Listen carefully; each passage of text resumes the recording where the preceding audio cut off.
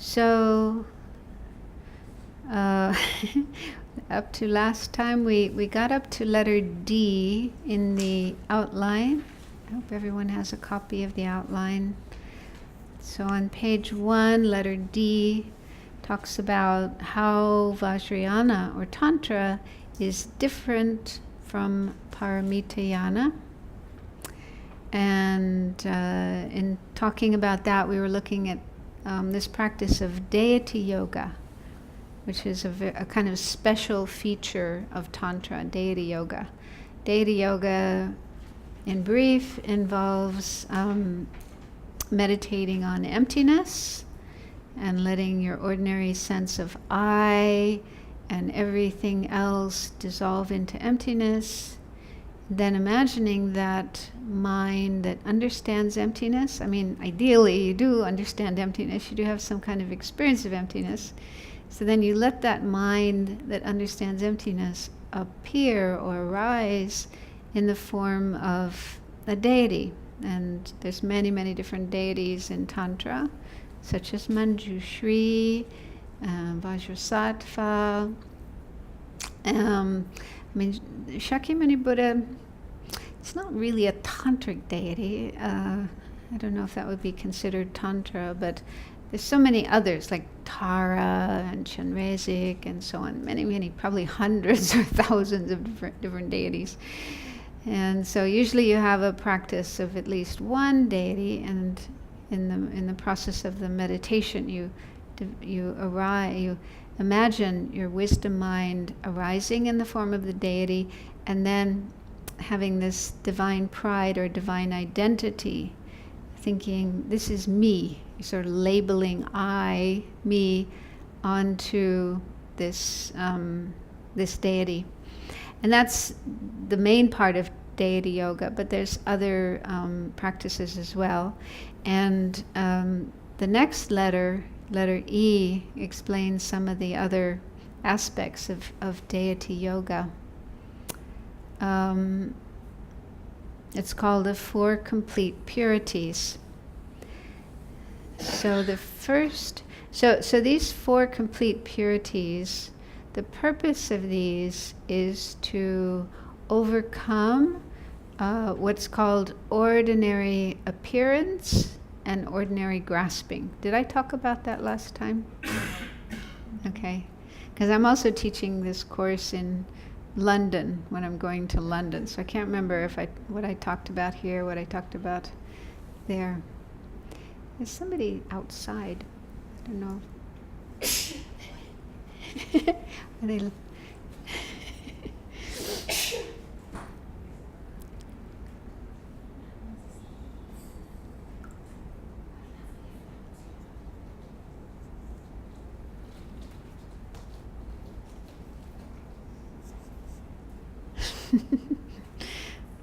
Don't worry, I was late too, we just started.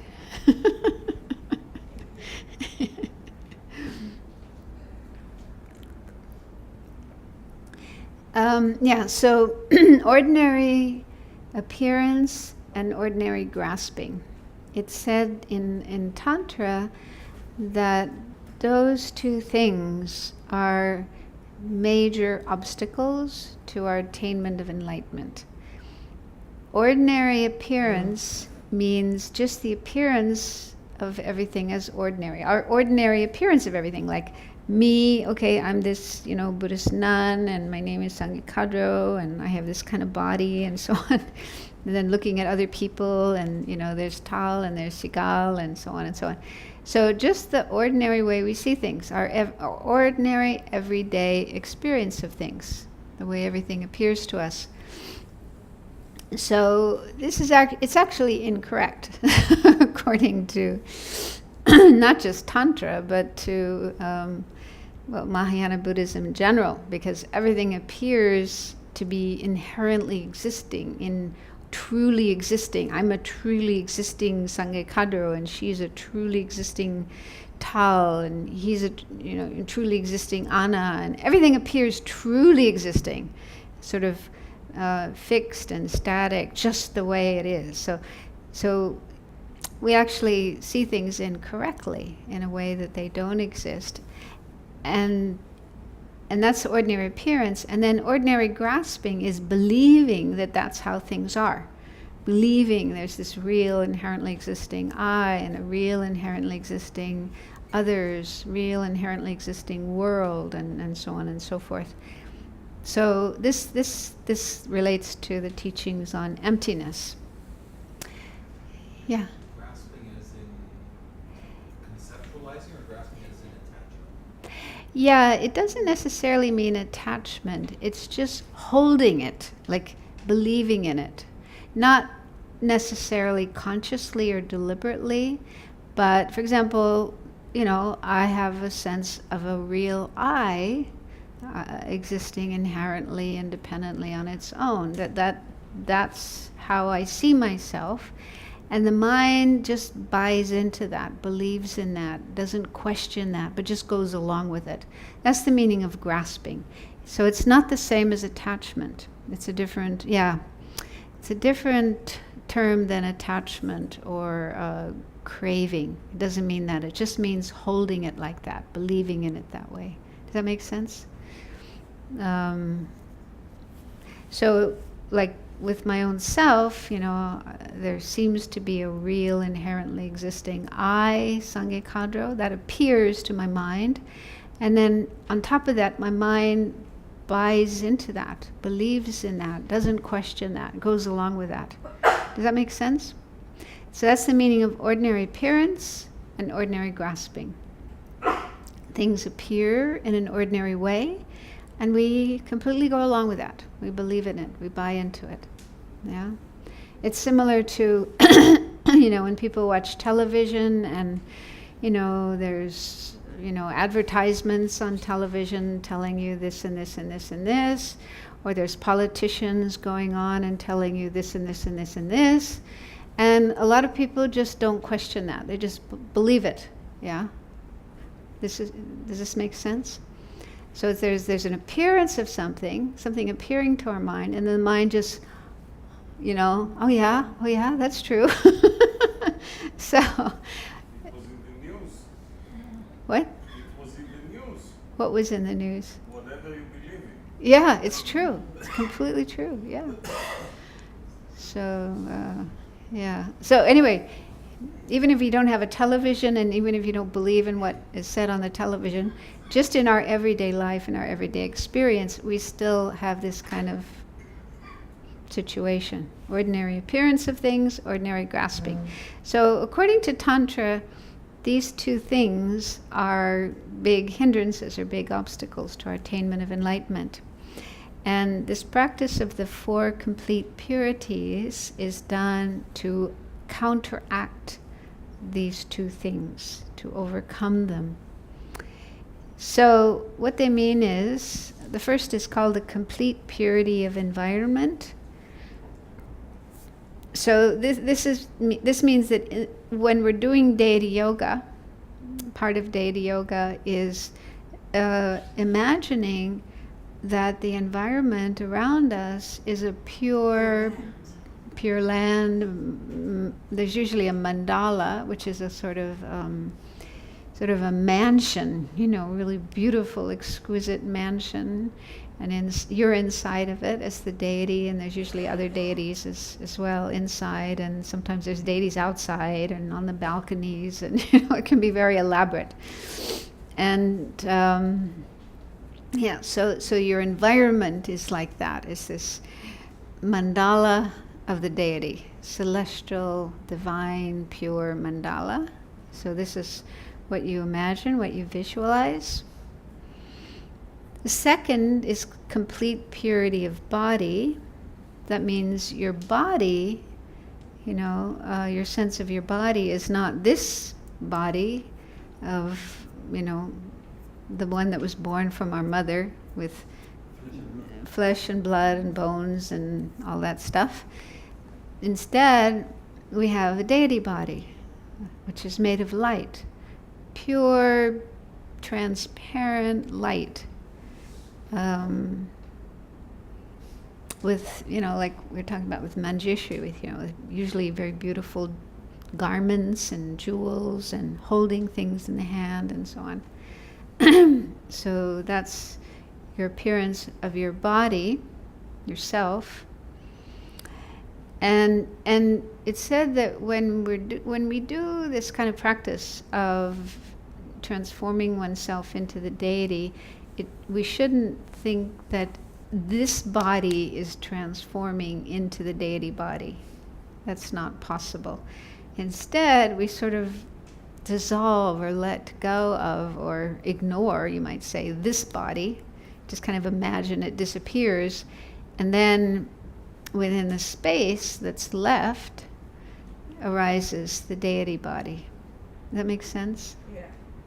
Although it's not so easy to do. I always find this body is still here. I still feel it.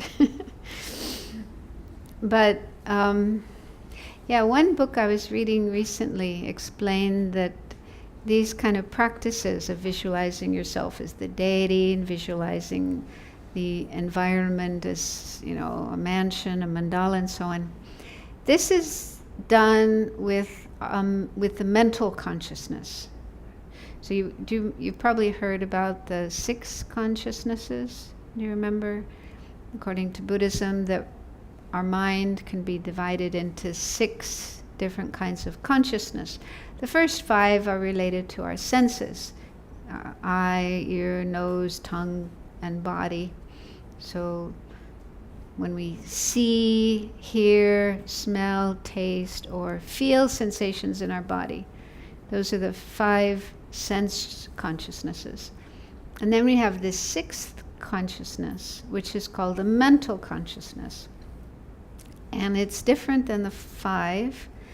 This is where, we have thoughts, memories, fantasies, dreams, emotions. So that whole area of our experience, that's other than our 5 senses. That's what we call the mental consciousness. So this kind of practice, these 4 complete purities, is done with the mental consciousness. So what that means is, I think, this is my guess, my interpretation, if you were doing this kind of practice, because ideally, when you're really doing tantric practice, you're supposed to continue having this the visualization even when you're not meditating, even when you're not sitting and doing your formal meditation session. But you finish, you go up, you go out, you go to work, you go to kitchen to make lunch or whatever. You're supposed to continue seeing yourself as the deity and the environment as this Pure Land. But this doesn't mean seeing with our senses. It's mental consciousness. It's our mental consciousness. So I think what that means is, I have a hard time with this practice, so I can't actually do it. Let's say you go into the bathroom and look in the mirror. What do you see? What do you see when you look in the mirror? Do you see the deity? Or do you see your ordinary face? Your ordinary face, yeah. Especially if you need to shave or you need to put on your eye makeup or whatever, you need to so you don't deal with your ordinary face. So, in other words, what it means is, when it comes to our 5 senses, our sense consciousnesses, things will continue to appear as usual. You'll still see the bathroom, you'll still see the mirror, and you'll see your face in the mirror. You go into the kitchen, you'll still see the kitchen as normal. But what one is training to do is to overlay everything with this, with the mental consciousness, thinking it's the deity, it's a celestial mansion, and so on and so forth. Does that make sense? So these practices of deity yoga, seeing yourself as the deity and so on, is done with the mental consciousness and not with a sense consciousness as your eye, your seeing and hearing and so on. But it's said that after doing this practice for a long time, training yourself for a long time, these appearances of things to your mental consciousness will become more powerful, more dominant, than the sensory ones. So you will still see things in an ordinary way, your ordinary face in the mirror, the ordinary sink in the bathroom, and so on. So those things will appear, but it's almost like, you hardly notice them. They say it's similar. There's this kind of consciousness that we have called inattentive perception. And it happens to us a lot. For example, like here in this situation, I'm talking, and maybe I'm talking for an hour or whatever, and sometimes you're listening and paying attention to what I'm saying, but sometimes your mind might wander away, you think about something else, you look around the room and you look at somebody and you start thinking about that person or whatever. And your mind, it's like my voice is still coming in, but you're not really attentive, okay? You're not really paying attention to what I'm saying. So then if I say, what did I just say? Okay. Or another example is if you're watching television and you're absorbed in a football game or a movie or whatever it is on TV, and somebody calls your name, you kind of hear it. You part of your mind is aware that somebody has said something, but you don't fully pay attention because your mind is focused on something else. So this is called inattentive perception. When there's perception, inattentive, not attentive, inattentive perception. So it's when there's some kind of perception coming in, but because you're not fully aware, fully attentive, you don't fully experience or grasp what's going on.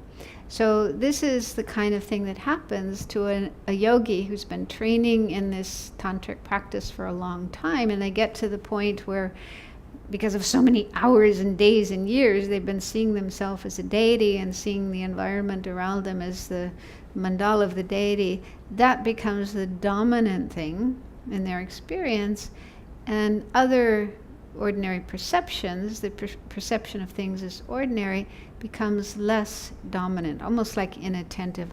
Although I would think there must be times when you would need to have attentive perception. For example, if you're walking across the street, you have to make sure that you see the cars coming.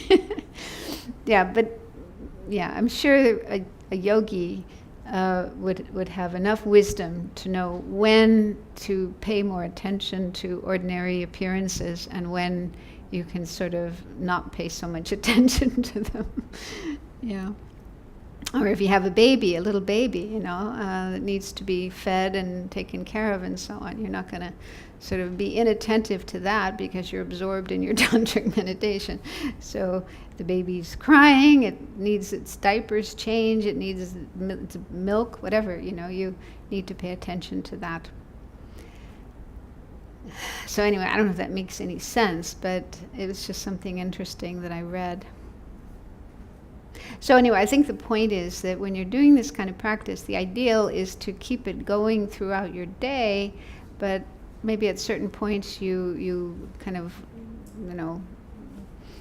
suspend it for a while, or at least put it on hold, because you need to attend to something that's going on, something that is important to pay attention to. But I guess many tantric yogis would just be in retreat full time and not have to deal with things like crossing the street or feeding babies or answering phones and so on. So they can, have lots of time to focus on this practice. Number 3 is complete purity of resources. Resources means the things you use and the things you enjoy. So within a tantric sadhana, a sort of manual that you recite and meditate on as part of your practice, there's usually parts where after you arise in the form of the deity, there are offerings you imagine beautiful offering goddesses appearing and making offerings to you as the deity.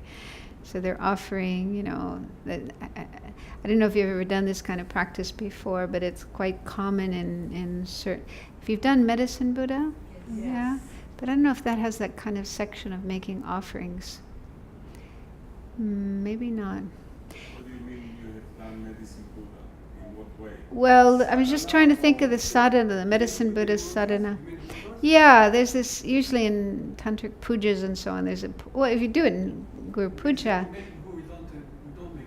you don't need to make the mudras, you can just do it visually. But like in the Guru Puja, the Lama Chupa, there's an offering section, and you imagine goddesses offering flowers, incense, and so on, the different kinds of waters. So anyway, so there are often sections of a practice, a puja, where you imagine making these offerings to external Buddhas, the merit field, and so forth. But there's also a part of the practice where you imagine the offerings being made to yourself as the deity. So you are the recipient. You are the one being offered. And in this part of the practice, you're supposed to think, remember emptiness, of course.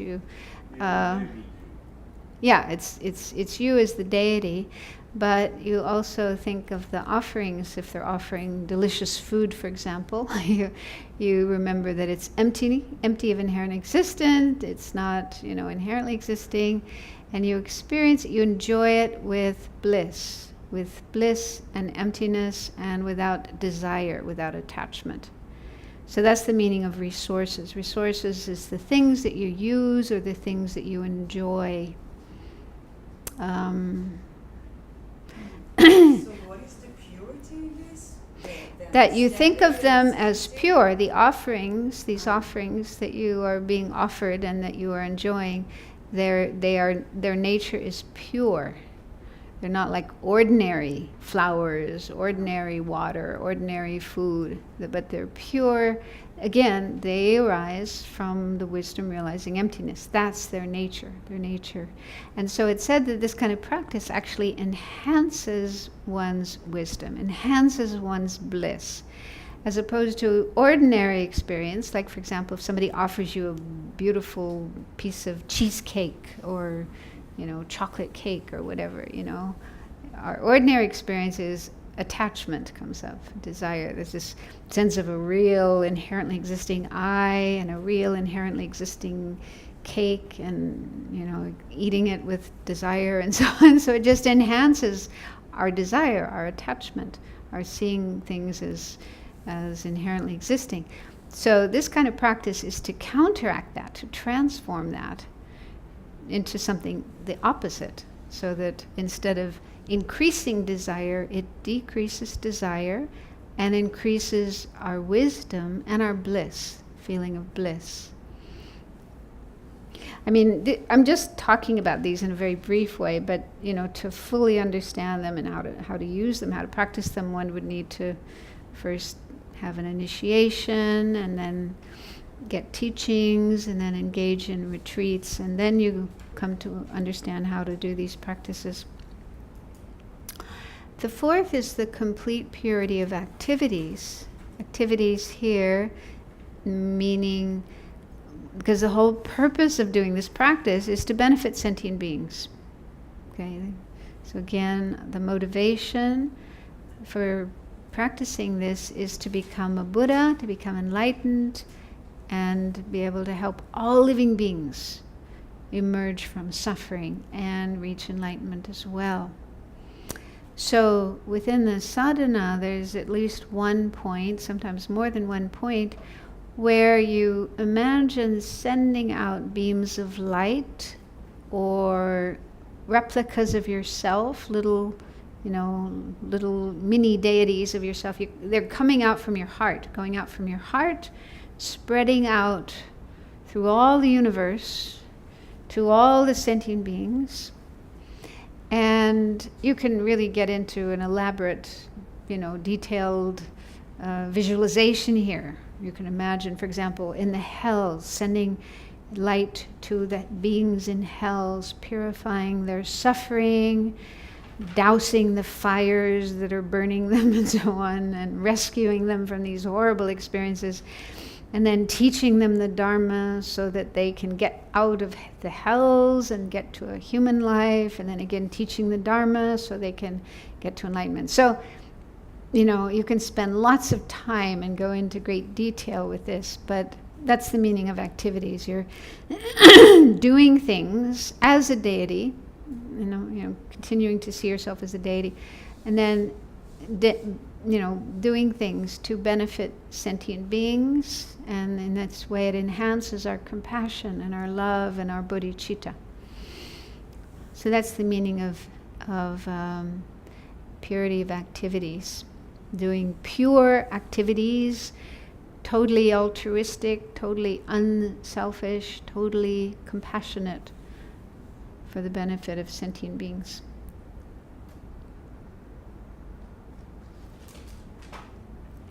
So again, this is a sort of unique feature of Tantra, these 4 complete purities. This kind of practice is not found in the sutra or paramita yana path. And it's just it's a more elaborate way of talking about deity yoga, what kind of things you do in deity yoga. Any questions about that? Mainly about the mandala of the deity.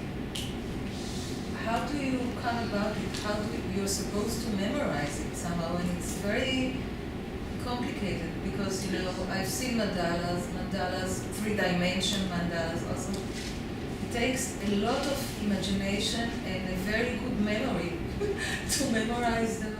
Well, it's usually in the sadhana. It's part of your practice. Yeah.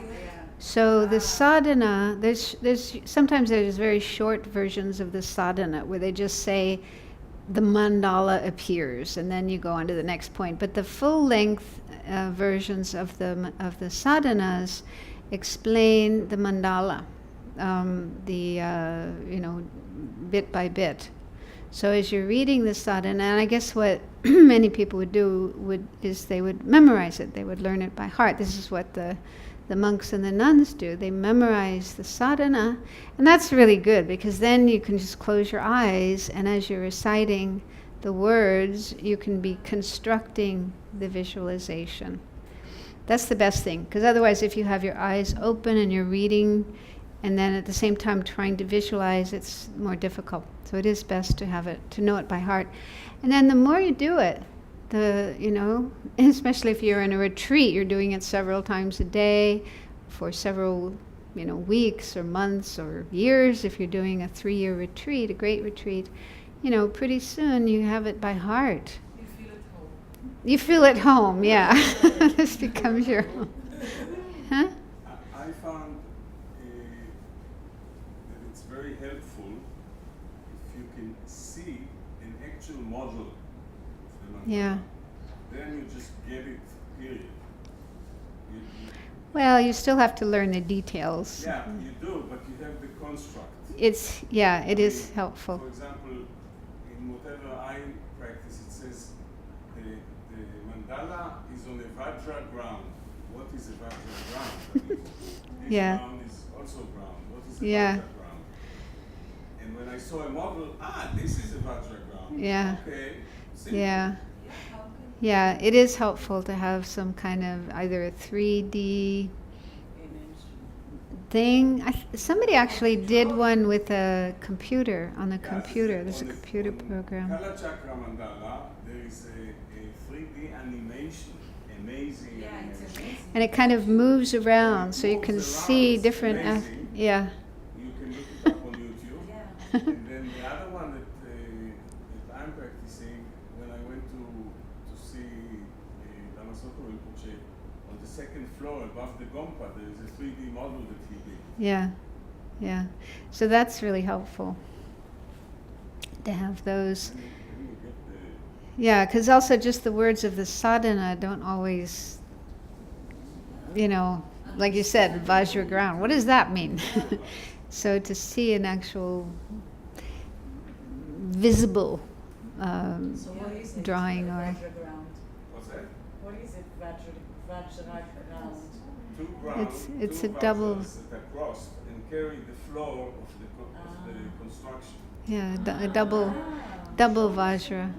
Yeah, if you go on YouTube or Google or YouTube or something, Google Images, and you just type in something like Yamantaka mandala or Goya Samaja mandala, then you can. They're photographs. Yeah, some Photographs people of- already thought about that. And every Yeah. deity has Its own mandala.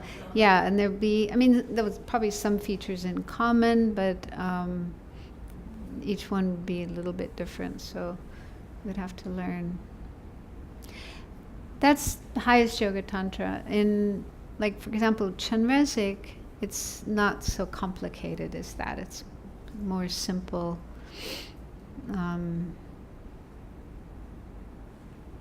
Not so many deities inside, just the 5 Dhyani Buddhas. Huh? Yeah. Yeah. Very compassionate. Well, at least for beginners. That's why it's good to start with Kriya Tantra. Start with something that's less complicated. That's why maybe it's good to do Nyungnes.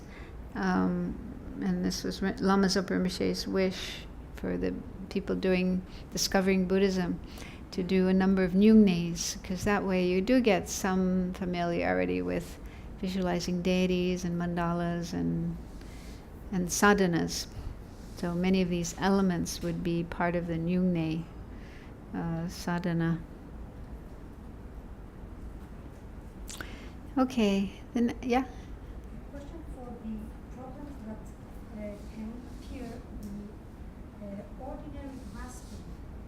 Is it connected to the second obscuration? Second what? The second obscuration we learned in the last lesson. The obscurations to omniscience? To omniscience, exactly. To what? Yes, what you said for being a Buddha.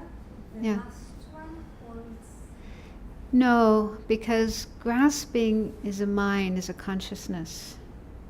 And the second type of obscurations, which are sometimes called cognitive obscurations, obscurations to omniscience, whatever, those are not mind, those are not consciousness. They are imprints left in the consciousness. So grasping would be part of the afflictive obscurations.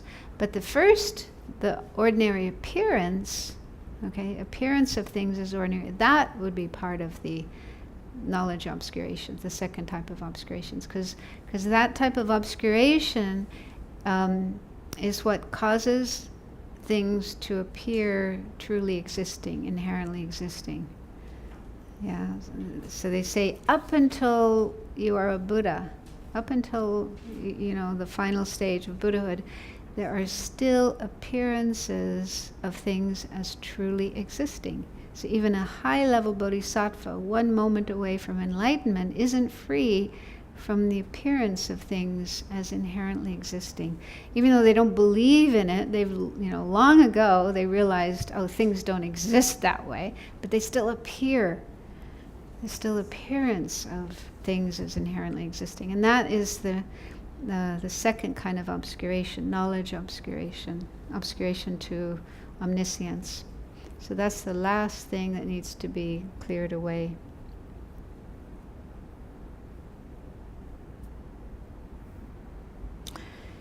Then, next point, we'll just do maybe one more point, then we can have a break. The next point are at letter F, different names for Tantra. This isn't like super important, but it's helpful because in reading books or also in listening to teachings, you come across these different terms, and it's helpful to know they're all just different names for the same thing. But they do have significance, why these terms are used. So the first one is Tantrayana, or sometimes it's just called Tantra. And the word Tantra, it's a Sanskrit word, Gyu is the Tibetan, and it means continuum. And it's explained that why Tantra is called a continuum is because our mind continues, goes through various transformations, changes, and eventually becomes enlightened mind. Okay, so the very mind we have right now will get purified of all the negativities and obscurations, get more and more pure, more and more developed, and eventually it will become enlightened mind. So there's this continuum from our mind to enlightened mind through the practice of Tantra. I think that's the meaning anyway. And number 2, the term is resultant vehicle. Sutrayana, the other path to enlightenment, Sutrayana, Paramitayana, is called the causal vehicle. Causal, like cause, C-A-U-S-A-L, as like cause and effect, yeah. So it's the causal vehicle. Tantra is called the resultant vehicle. And the reason for that is in Tantra, we are taking the result, the state of enlightenment, being a Buddha, we are trying to reach, and bringing it into the present, into our path. The result means being a Buddha, having the Dharmakaya, the Rupakaya, having this divine body, having all these powers and abilities and so on and so forth. So we are imagining that the result is already here right now in the present. That's why it's called the resultant vehicle. Bringing the result into the path, using the result in the path. Whereas Sutrayana is the causal vehicle because one doesn't do that. One doesn't do that kind of practice. And instead, one is just working on creating the causes for enlightenment, which is fine. It's not putting it down, not deprecating it, of course. But it just takes longer. It's slower to, go along creating the causes. And oh yeah, one day I'll be there. One day I'll reach enlightenment. But right now I'm just creating the causes for it. So this practice of imagining oneself as already enlightened and doing things that an enlightened being would do makes it faster, makes it more powerful. Although it's not easy. I mean, and it isn't a case of just being like an actor, like an actor acting a role. If you're an actor or an actress and you're playing Hamlet or something, you're sort of on the stage or in front of the cameras, saying your lines and pretending to be Hamlet. So it's not like that, because when an actor or actress is playing Hamlet, they would still have a very strong sense of their own I, their own ego. There's a really, inherently existing I here who's playing Hamlet, and aren't I great, and loving all the attention and so on. Maybe not all actors are like that, but anyway, they're not doing it based on the wisdom realizing emptiness. Well, I mean, maybe some, I don't know. If they would have done it better. Huh? If they would have been able to do it, maybe they would have played it better. Yeah. Actually, it's a point, because Sorry? to be a good actor, you have to forget who you are and someone else. It is quite. Yeah, but what I'm trying to say is probably most actors aren't free from the ignorance that believes in things as inherently existing. So yeah, they may forget, put themselves aside and take on the identity of the part, the character that they're playing, but they're still under the influence of seeing everything as inherently existing. Probably, unless they're an Arya, unless they're a Buddha or whatever. Whereas when we're doing Tantra practice, it should be done on the basis of understanding there's no inherent existence. Nothing exists inherently. And this shouldn't just be words, ideally, but it should be an actual experience, an actual insight. And that's when it becomes really powerful. So, what was I saying? Yeah, so I was just trying to emphasize that doing this kind of practice of bringing the result into the path, imagining one is already a Buddha doing Buddha activities. This is done on the basis of understanding emptiness. Also, bodhicitta. I don't know how many actors have bodhicitta. I mean, I think Richard Gere is pretty compassionate. Now, I've met him, and I feel he really does have a lot of kindness and compassion, but probably many actors do not. They might be, I've heard some awful stories. They can be quite... They're not striving to realization. They're just like, Yeah. They Yeah.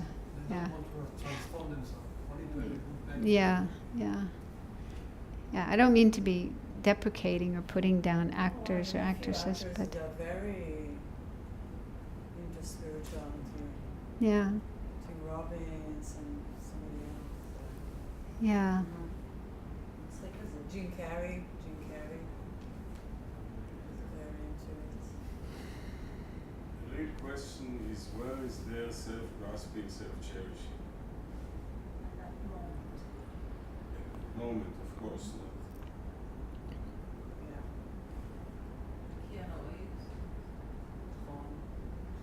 They are all aspiring, like we are. Mm.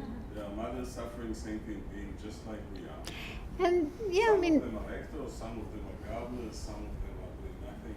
We're all the same. yeah. But sometimes people use theater in terms of therapy. And there's a lot Use of what? Drama. Therapy. Drama. Yeah. Ah. Drama. Yeah. Yeah, it could be helpful to... like some spiritual, like I didn't examine it, but some spiritual, there's like this combination of New Age and acting. I don't know, maybe it works. Yeah, in Naropa Institute in Colorado, it's like a Buddhist university, and they have classes in drama and dance and music and so on. So I don't know exactly how they do it, but they do bring together arts and spirituality, Buddhism. Yeah, so please don't think I'm putting down actors, but I think some of them might be not so enlightened beings. Okay, the next one is number 3, secret vehicle or secret mantra. This is another term that's used. And the reason for using the word secret is because when we practice Tantra, it should be done not in a public, yeah, thank you, or, kind of showing off, but it should be done hidden, like not advertising that you're doing tantric practice. And I mean, it's okay to talk about it with other people who are also practicing, other practitioners and your teachers and so on, but you're not supposed to talk about it to other people who are not practicing Tantra. And the reason for this, one reason is that it said you can lose your realizations, you can lose qualities that you have developed. And they say it's a little bit like if you have some jewelry or money in your house and you just advertise, let lots of people know. You're right, you could invite thieves and end up losing these treasures that you have. So it's kind of similar to that. Through practicing Tantra, we're cultivating these very positive qualities, which are like treasures in the mind. And of course, nobody can steal them, nobody can take them away from us, but they could somehow degenerate if we, advertise or boast or brag or just talk about these kind of things with people who wouldn't understand. This is one problem too, that people can misunderstand and then misinterpret and then maybe even criticize you or make comments about what you're doing, and that could sort of shake you up and disturb your practice. So it's better to do it discreetly. practice discreetly. And also things like if you have tankas or vajra and bell, sort of implements that are used, they shouldn't be put on display where anybody could see them. It's better to keep them in a cupboard or in your private room. Because again, people might misunderstand, misinterpret. You could get yourself into complicated situations with that. Okay, number 4 is mantrayana. Mantrayana. So the word mantra, man means mind, and tra means protect. So mantra, the word mantra actually means protection for the mind, protecting the mind. And what are we protecting the mind from are those two things I mentioned before: ordinary appearance, things appearing in just the ordinary way, and ordinary grasping, believing in, buying into this ordinary appearance. And so how is the mind protected from ordinary appearance and ordinary grasping? Is through the practice of the 4 purities that we just went through. Purity of environment, body, resources, and activities. So by practicing those, one is protecting the mind from these problems of ordinary appearance and ordinary grasping. Can you just repeat this, the last sentence? How it's being How our mind is protected is by practicing the 4 complete purities that we just went through, letter E. Yeah. So I just okay. yeah. So by practicing those 4 things, our mind is protected from ordinary appearances and ordinary grasping. And then the word mantras, the more common use of it is, these mantras, series of syllables, which are almost always in Sanskrit language, like Om Mani Padme Hum, and the Vajrasattva mantra. So every deity has their own mantra. Sometimes a number of mantras, several mantras. So in practicing a sadhana, for example, there's usually a point or more than one point where you stop and recite the mantra of the deity or multiple mantras of the deity. And but again, the meaning of mantra, protecting the mind, applies, because when one is reciting the mantra, one shouldn't ideally have the mind wandering all over the place, thinking of what you're going to cook for dinner and some conversation you had or movie you watch or whatever. You're supposed to be focusing on the practice, and that means seeing yourself as the deity, the environment, sending out light to help sentient beings, and so on. So by doing this practice, we are protecting our mind from ordinary appearance and ordinary grasping. We're doing something more positive, more constructive, more beneficial for our mind.